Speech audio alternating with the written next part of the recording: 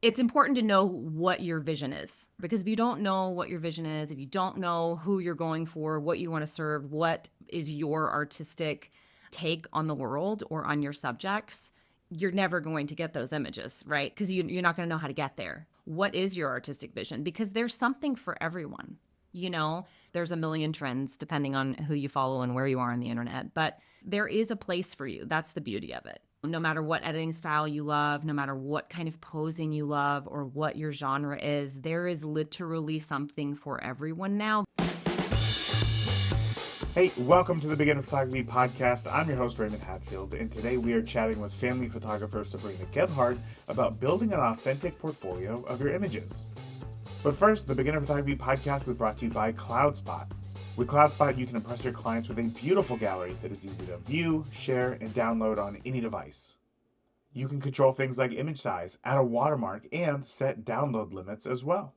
So grab your free forever account over at deliverphotos.com and only upgrade when you are ready.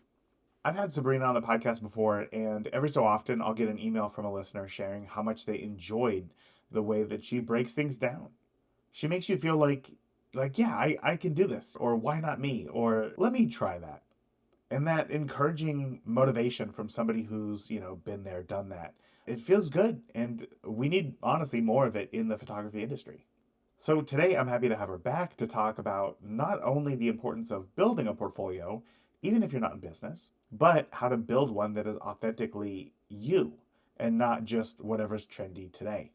And be sure to stick around to the end of the interview where I will share the 3-step photography action plan to implement what you learned from today's interview with Sabrina Gebhardt into your own photography journey, because if you're not taking what you learned here on the podcast and using it to grow your own photography skills, well, then you might as well just go back to doom scrolling your social feed, because information by itself is not growth.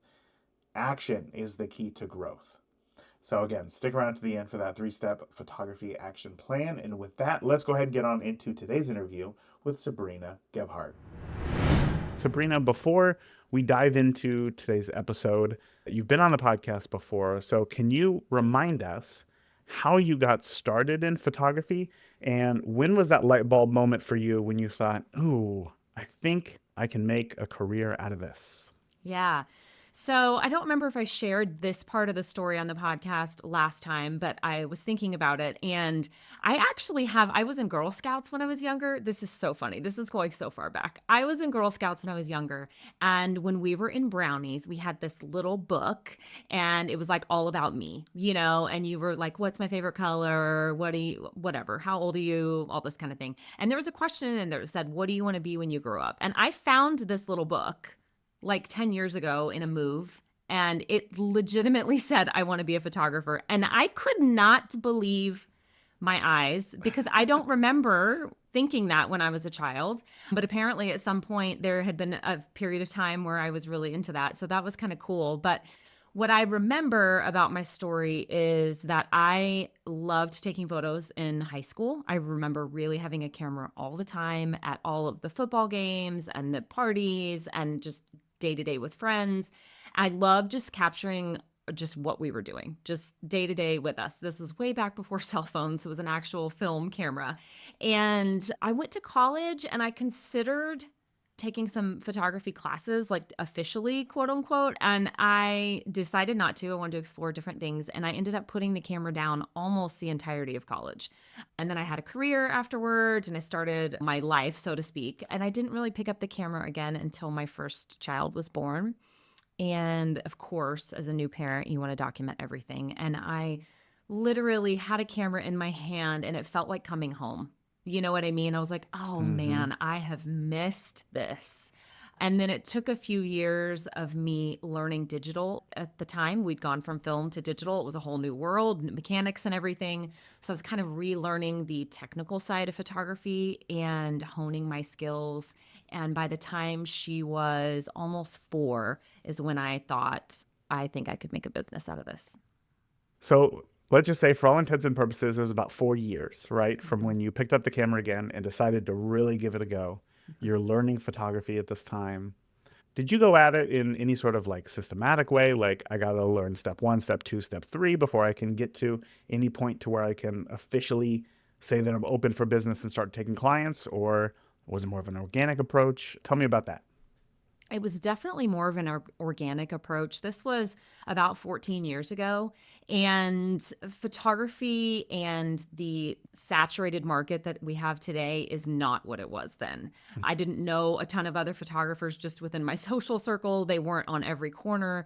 And so it was organic in that I was in the season of life where all of our friends were had kids around the same age or they were having babies, and I knew I wanted to focus on children, and I had a lot of subjects kind of available to me. I had all these kids and all these social circles and play groups and birthday parties where I could bring my camera and work with other kids and play with different lighting scenarios and all of that. So it felt more organic to me in that I got what I will say good enough with the technical skills that I just jumped straight into the deep end. I said, I'm going to be in business. And quite honestly, it was way before I should have been in business. But I just jumped straight in and I way undercharged, I way overworked. But I was so excited and jazzed and I could feel the potential. And so I just dove in head first and I figured out the rest as I went along. You were building the plane as it was in the air, so to speak. 100%. Yeah. Is that the kind of person that you are? Or was that just something that happened just because of photography? It felt different. I think that's kind of who I am. I'm a very intuitive person. I trust my instinct and my gut a lot. And when I have that ping of like, hey, this is something we need to follow it, whether it's a business or a career shift or a move or anything like that, I kind of start to take steps before I see the whole picture because I trust that if I'm being intuitively pulled towards something, I am going to make the right choices and that it's meant for me. And I say, I said I started my business way too soon. I definitely did not have I hadn't fine-tuned my editing. That was all kind of a disaster. I had no clue what I was doing with a website and with pricing and marketing and anything. I just knew that I had all of these friends that wanted me to take their photos and I loved doing it. Might as well make some money at the same time, And so I just Yeah. jumped in and I figured it out and I learned the hard way about burnout and overwork and underpricing and, right?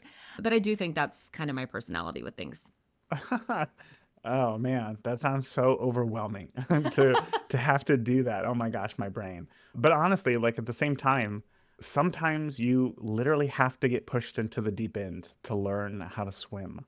My kids, every time we go to the pool, quite literally will take 100 years because they will dip one toe in Yes, at a time. And by the time they're finally in, they're like, oh, this wasn't that bad. And exactly. me, I just jump right on in because I know that it's not going to be that bad, but you got to get in sometime. And I feel like there's a correlation there in business as well. It's like sometimes you have to take really big swings. Yeah. Sometimes, especially with social media, and we look at everybody else's portfolios, it's easy to think, wow, they're so great. Like maybe they've been doing it for a long time. I'm not at that level yet. I can't call myself a photographer. I can't start charging. But sometimes you just got to be pushed in and figure it out along the way, as overwhelming as it may be. But one of the things in business, or just being a photographer, one of the most important things for a long time is just having something to show of of what it is that you can produce. Whether Mhm. you're a hobbyist and people ask you about your photography, whether you're a professional and people are trying to figure out what it is that you can do for me, having some sort of a portfolio has always been a standard for photographers. And that's one of the things that I want to talk about today because I've noticed, and tell me if you've seen this as well. I've noticed with photographers that they either want to hold back, right? Again, because it feels like imposter syndrome. Like, no, no, no, I'm not ready to have a portfolio yet. So that they don't want to take that step. But for you, was it similar? Did you have a portfolio to get started, or were you able to rely on your community and your group of friends who just knew that you were into photography and would hire you? Talk to me about that. Yeah. So I had what we will call a portfolio. It did the job for me. Was it, like I said, was it cohesive? Was it exactly what I wanted to do long term? No. But it was a body of work that represented the correct age group that I wanted to serve. And it was not all of my own children, it was of other children. So it worked as a portfolio.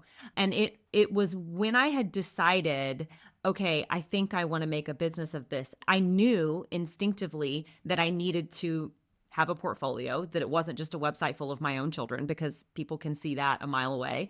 And so I reached out to friends, hey, can I do a little mini photo shoot of your daughter at the park next time we're there? Or can I come in your backyard? Or this, that, or the other. And so I kind of had a vision of like capturing childhood and these fun ages.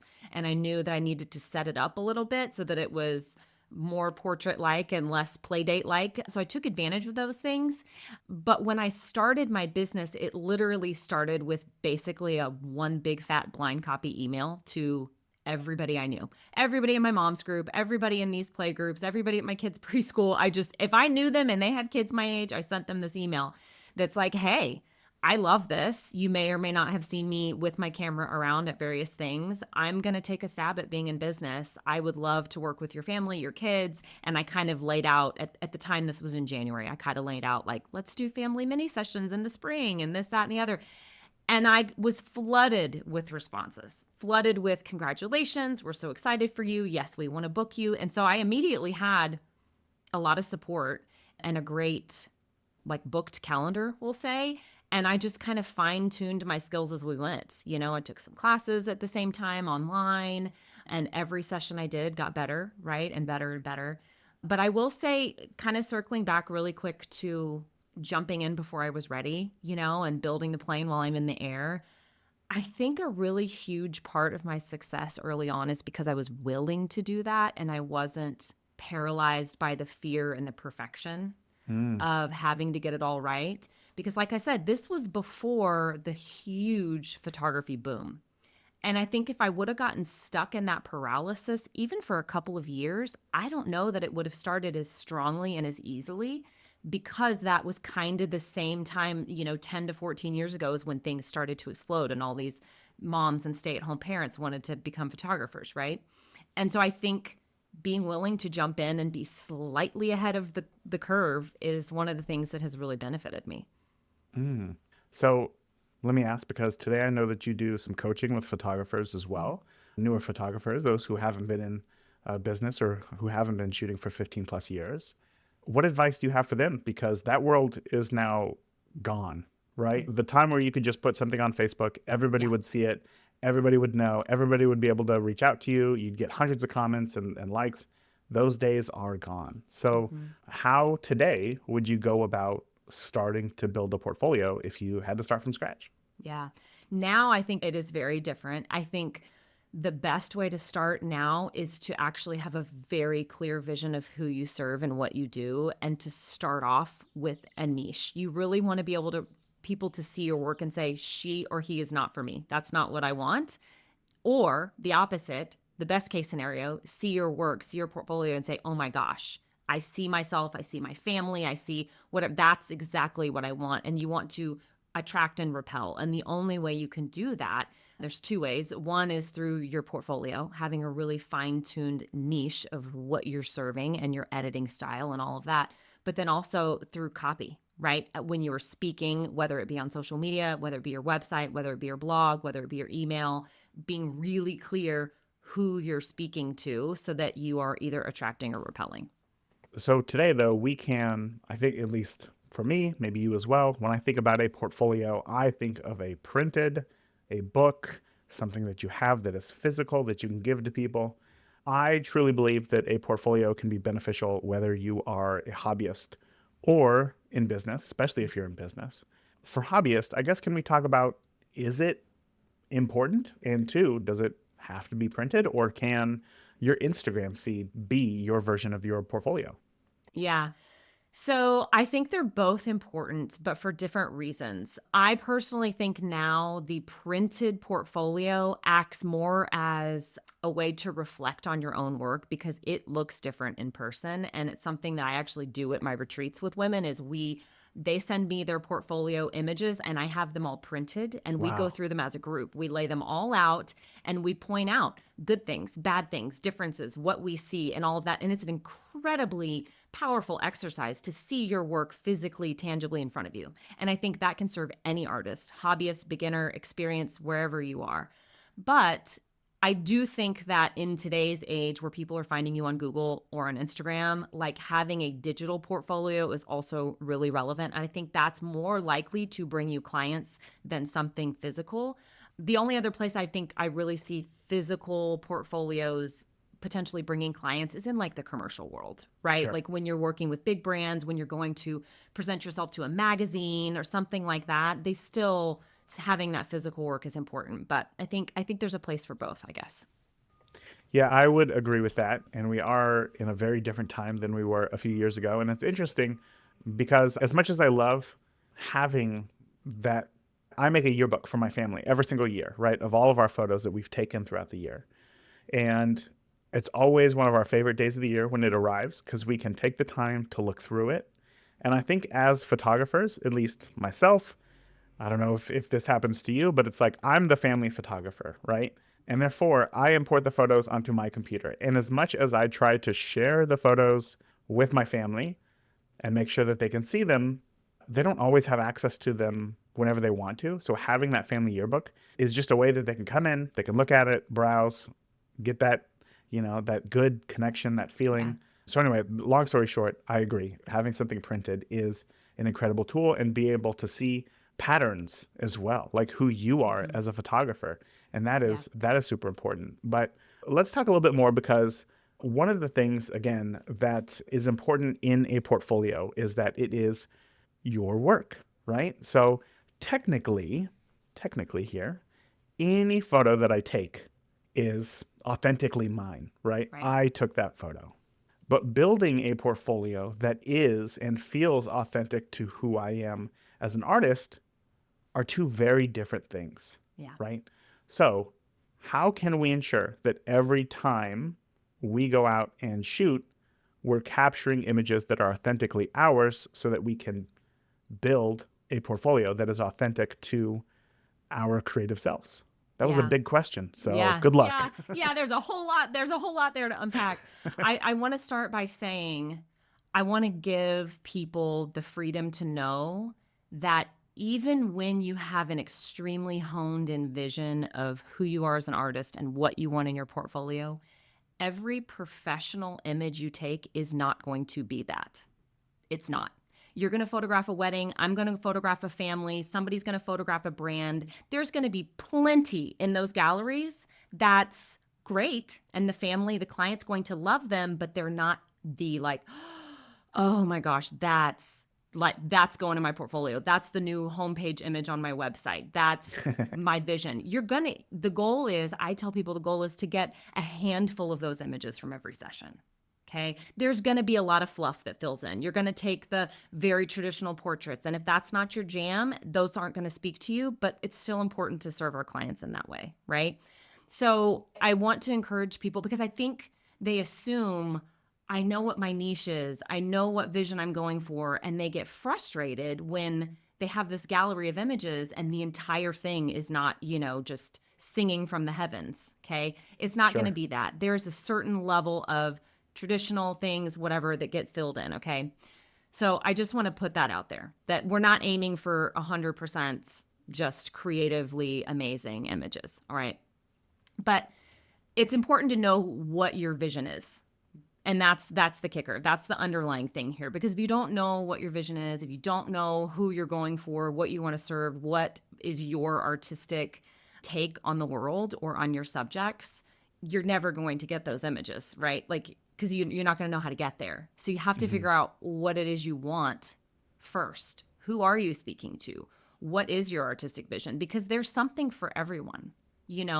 Sure, you may see trends in the market, light and airy, or the film edits, or whatever. There's a million trends depending on who you follow and where you are on the internet. But there is a place for you. That's the beauty of it. No matter what editing style you love, no matter what kind of posing you love, or what your genre is, there is literally something for everyone now. Gone are the days of Hi, my name is Sabrina. I'm a photographer. You can call me and I will literally photograph anything and everything. That's the way it was 30 years ago. Joe Smith had a photography studio in downtown, whatever, USA.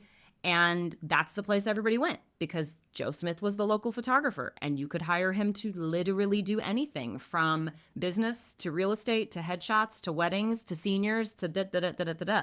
And that's not, it's amazing, but we don't have to do that anymore. We get to do exactly what we want.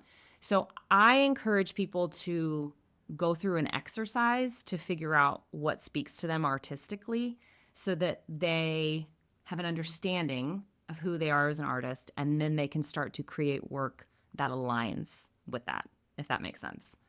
It does. What is the exercise? Yeah. You're leaving me So, hanging here. no, I was going to tell you, but I felt like I was talking for like 10 minutes. No, that is great because No. that was my next question. The whole time I'm Yeah. thinking, okay, this always sounds great. This always sounds great. Yeah. Shoot, what it is that you love. What if you're so new that you're not sure? Because to tell you the truth, when I first started in photography, I thought family photography was going to be my thing. And it wasn't until I shot a few families that I thought, nope, it's not. So Yeah. how do we start to find what it is that we love and what it is that we're passionate about? Yeah. So I'll tell you the exercise that I have my students do, but I will say that to your point, there is absolutely you have to go out and try this as well. Like, Sure. there's going to be a learning curve. You may be super inspired by this one thing and think that that's the direction you're going to go, but then actually in practice, you're like, actually, I kind of hate this and I don't feel like I'm great at it. I'm not living my best life. And then you work on pivoting. But the exercise that I do, so I mentioned at my retreats, I have the women bring their portfolio. So I have them give me 20 to 30 images. I have them all printed out. We look at them as a group. The other part of that exercise is that I tell them to go onto Pinterest and to create a hidden secret board and to pin any images. And again, I work with women, so maybe guys wouldn't resonate with this, but I tell them to pin any images that make them like audibly gasp or feel something. And I tell them, do not stop yourself. It can be any body of work. It can be any kind of image. It can be any editing style. The goal is just if you have like a physical response to the image, pin it to the board. Don't think twice about what it is or why or anything like that. And then I tell them to also kind of go around, scroll through their feed on Instagram and add any images that make them have a physical response to this Pinterest board as well. Okay. Mm-hmm. So what happens is once you get to about 50 or 60 images on a Pinterest board, you will start to see trends. You will start to really see, oh, okay. And so what we do as a group is we pull up their Pinterest board on a big screen TV as a group, and we start to shout out the similarities, what we're seeing. Is it all motherhood images? Is it all families outdoors? Is it all really funky branding images? Is it all bright colored? Is it all black and white? And you can start to kind of peel away like, okay, these are things that you as an artist responded to. How can we either put you into this genre that you obviously love, or how can we fine tune your work to pull out some of these things that you love that maybe you're not doing? Does that make Wow. sense? No, it does. It does. Absolutely. And again, like some of my biggest realizations in my own photography is when at the end of the year, you want to go through all of your images and make like a best of post on Instagram or whatever. And it's not until you're faced with a lot of images that you realize, oh, there is something here that connects all of these images. And I think going deeper into that is going deeper into your artistic voice, right? Yeah. And figuring out what it is. So I could absolutely see how beneficial that is to do that with the images of others as Yeah. well. For you, I'm assuming that you've done this for your own work. What did you discover about your voice as an artist? Yeah. So I did this exercise for the first time, gosh, at this point, it was probably like 7 years ago. But I really love images that have a little bit of chaos in them. Chaos. Which if you look through my portfolio of work, you will absolutely see chaos. Like I call it joyful chaos. And it's a part of that is the season of life that I love to capture. I love to capture the families with the 5 and under crowd. And I love big families. Give me 3, 4, 5 kids. Give me those Irish twins all stacked together. I love it. and their lives are a little bit chaotic, right? It's beautiful and there's so much love and there's so much noise, right? Somebody's happy, somebody's sad, somebody's got stuff all over their face. There's, nobody's hair is straight. It's a little bit crazy, but there is such joy in that. And that's what I, as an artist, am pulled to. And finding a way early on in my career to make magic out of that and to also like make it look good and beautiful, to reflect back to these moms that their joyful chaos is just absolute something to treasure and that they will always love, and allowing myself to steer away from, okay, everybody sit still, okay, everybody smile, okay, let me fix your hair, okay, trying to get it all perfect, and letting it be a little bit messy, and finding my place in that was really, really important, and also really, really freeing. Yeah. Wow. Well, if anybody is listening and is wondering how to avoid the trap of just emulating other photographers and how to figure out exactly who you are, that's it right there. And what I love is that, one, it requires action, right? It's not just read this thing, watch this video, and you'll magically get it. Listen to this podcast and you'll understand. It's you have to do the thing, right? Yeah. We can't tell anybody what their creative voice is. Like, it has to be authentically found. And the only way that that's going to happen is if you go to Pinterest, right? You find those photos and you start to do the work, and then you take out your camera and you go for it. So I love that. I'm always looking for practical exercises that we can use to discover those things. And that is it. So I thank you for sharing that. I know you're listeners welcome. are going to love that. Yeah.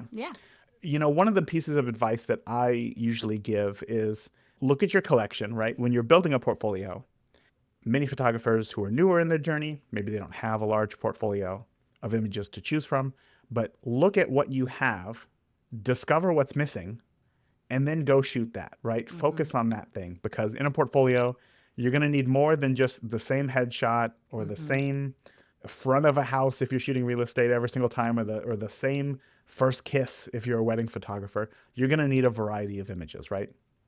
But again, depending on how many images you have, how new you are in your portfolio, I think that idea can feel overwhelming. Like, oh, I thought I had a pretty good portfolio, but now I have 600 more photos that I have to go capture. Yeah. Do you have any practical advice, practical steps on how photographers can accomplish that without feeling, or I guess how photographers can start to build a portfolio, fill in those gaps without feeling overwhelmed? Yeah. I think it's really important. And I learned this, somebody told me this about 10 years ago, and it has stuck with me. And I share it with everyone I can because I think it's so practical and so true.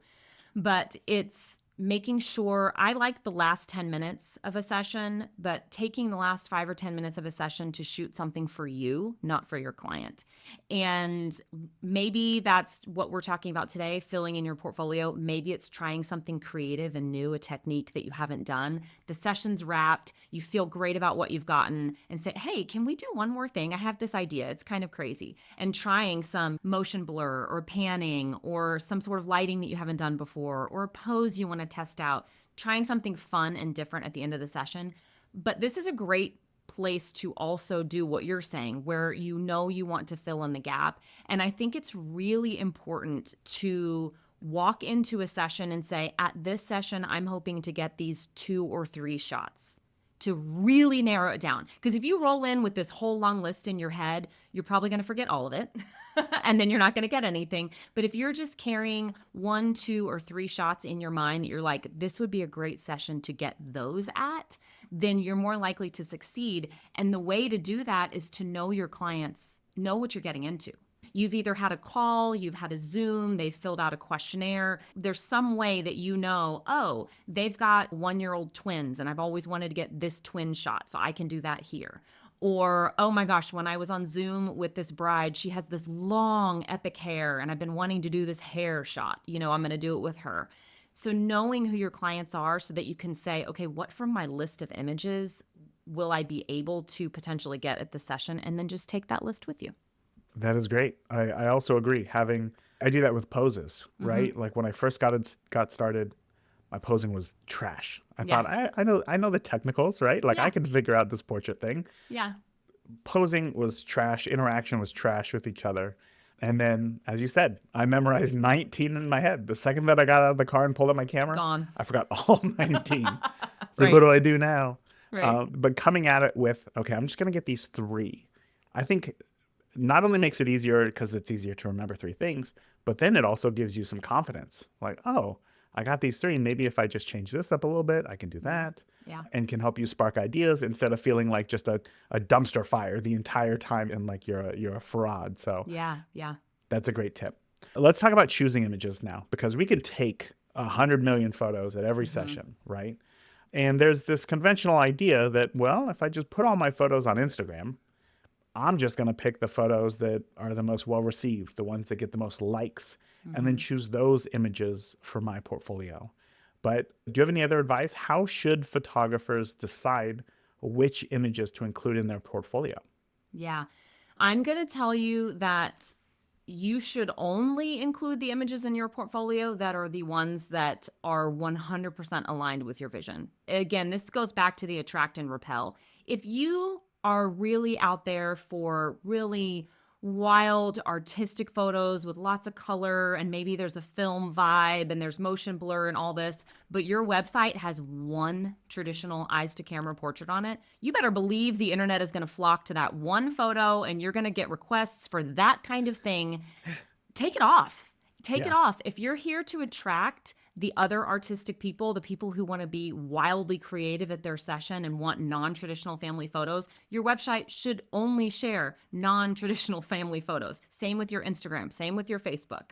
You should put out and share with the world what you want to book more of.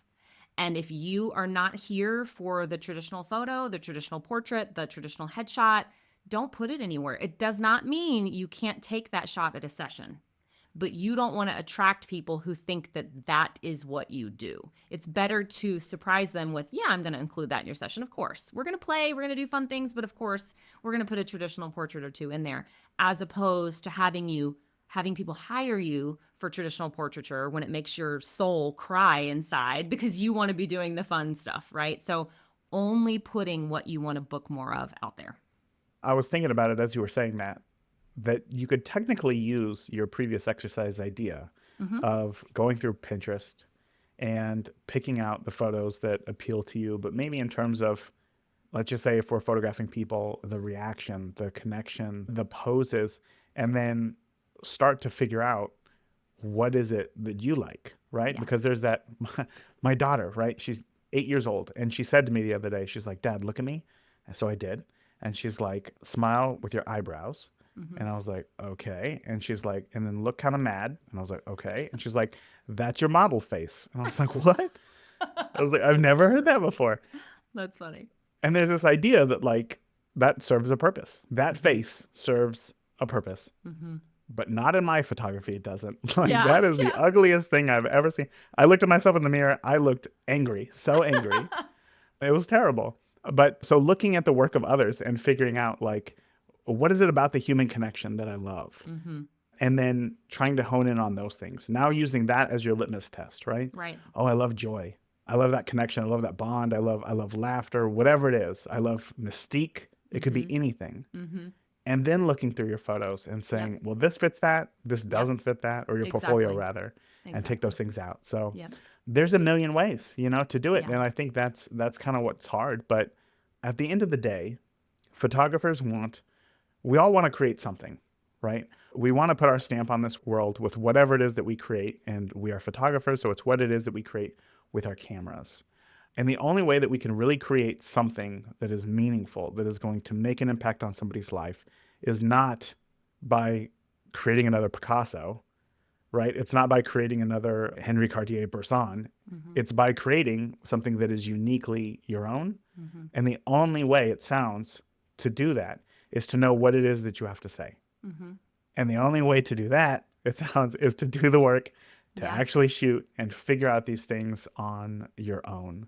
Yeah. So then let me ask, from that point, when should we start building some sort of portfolio of our best images? Because I'm assuming day one, probably a little too early.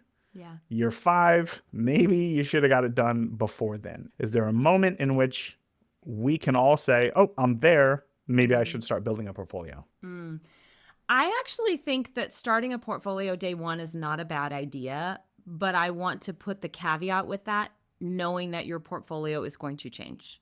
So Ah, I think it's appropriate for you to have a portfolio at every step in time.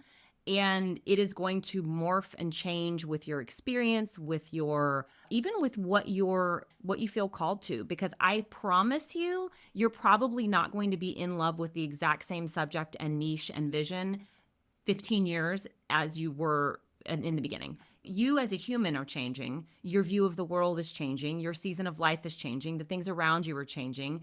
Everything is changing. And so is your vision as an artist. And so I think it's okay to start a portfolio and have, like, okay, I'm in business my first 2 years. Here's what my portfolio looks like. It's not going to be as great as somebody who's been in business twice as long as you, 10 times as long as you, but that's okay. It represents you right now. And then 2 years later, it's going to look different and it's going to represent you then. And it keeps morphing and changing with you over time. that is beautiful. Well, Sabrina, let me ask, because I feel like you've given us a bunch of fantastic, practical advice that we can use.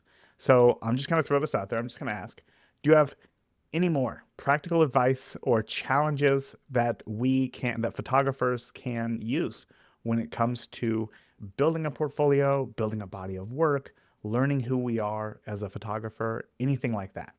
Yeah. So I think one of my favorite things that we have not talked about yet is doing model calls. Mm, And this is something that I do at least once a year. And I don't want the audience to hear this and say, oh, she's doing a giveaway, she's doing a session for free. Yes, it is for free.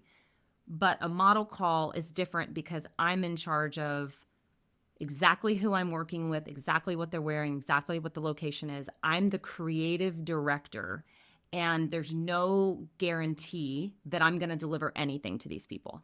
I go into these with either a creative challenge, something funky I want to try, or a vision that I have, or there's all kinds of reasons to do them. But I can tell you this, when you look on my website, almost all of the best images there were taken at model calls because you have creative freedom. There's no pressure to perform. You don't have a paying client. You know that you're going into it wanting to do this very specific technique, thing, whatever. And the clients know because they've gone through an application process. They know that you're doing something new and different. And so they're like in it with you. And it's the most magical creative time. And when you have that kind of freedom as an artist, you are guaranteed to walk away with things that make you audibly react to your own work. oh, that is great. I did something similar in weddings where I would essentially put out a model call for engaged couples, Yeah. knowing that if I delivered something great to them, they would Yeah. want to book me for their wedding. So that was Yeah. wonderful.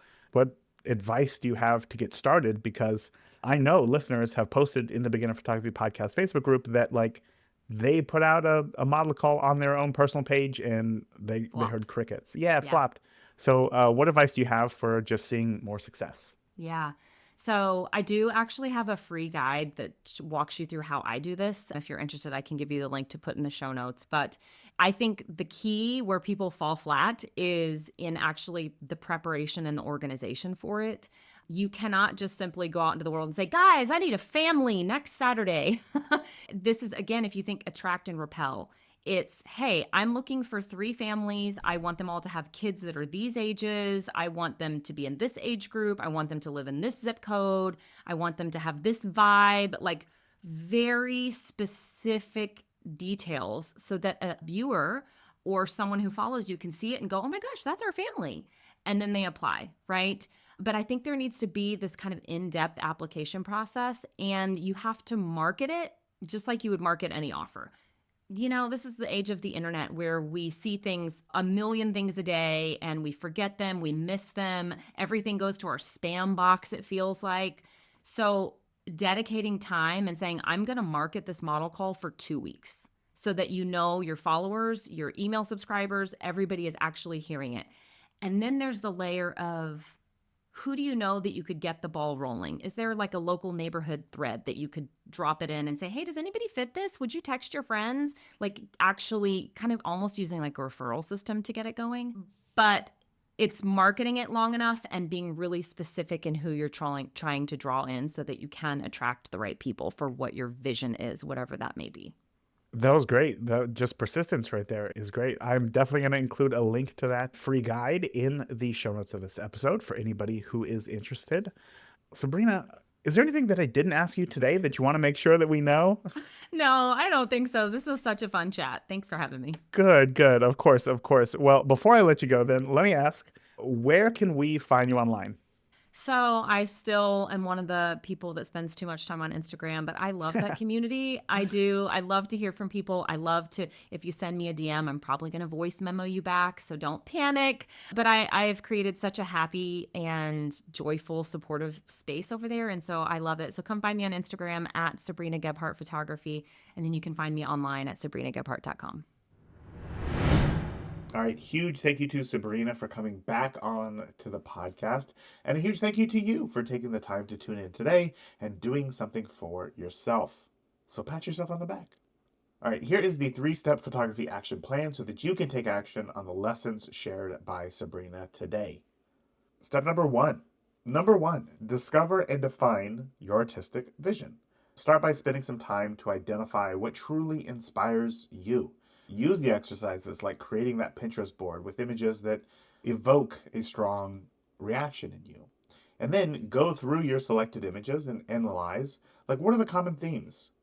And then use those findings to refine your personal style and direction in photography. Those decisions will help dictate what it is that you shoot next time you go out. And pro tip, if you have a large enough body of work of your own images, you can go through it and find those common themes there too, to see what kind of photographer you just naturally are. All right, step 2 is to build and evolve your portfolio over time. Don't wait to start your portfolio. Don't feel like, oh, I have to have been shooting for 5-10 years or whatever before I can start. Like, even if today is day 1 for you, just start collecting the images that best align with your own personal vision in photography. And then regularly evaluate the portfolio and update it as your skills and your interests evolve. Today you might be interested in, family photography. Tomorrow it might be weddings. So keep it updated. And the aim here is to create a portfolio that continually represents your best work in your current artistic direction. All right, step 3 is to implement creative model calls. I love this part. Yeah, use model calls to take control of all aspects of your shoot, allowing you for full creative freedom. Because sometimes if you have a real client, a real couple, a real wedding, a real family, things don't always go according to plan. Maybe they're not in the best mood. Maybe the light is not how you were hoping that it would be at that time of day. When you create a model call, you can set it up yourself. You can be in full control of when it is, what they're wearing, how it's set. If you're working with models, you can control their reaction. So again, plan and market those model calls effectively so that you can be very specific about your needs and ensure that you are reaching the right audience. That's it. Follow those steps, and I promise you, you will not find yourself shooting something that you were never happy with, but, got quote-unquote solid attention online, so you just continued to do it. That is the trap right there. So again, that is it for today. Thank you again so much for tuning in to the Beginner Photography Podcast. Until next week, remember, the more that you shoot today, the better of a photographer you will be tomorrow. Talk soon. Thank you for tuning into this week's episode of the Beginner Photography Podcast. If you enjoyed today's episode, please share it with a friend. Start a conversation. Grow together. That is it for this week. Remember, the more that you shoot today, the better of a photographer you will be tomorrow. Talk soon. Thank you for listening to the Beginner Photography Podcast. Keep shooting, and we'll see you next week.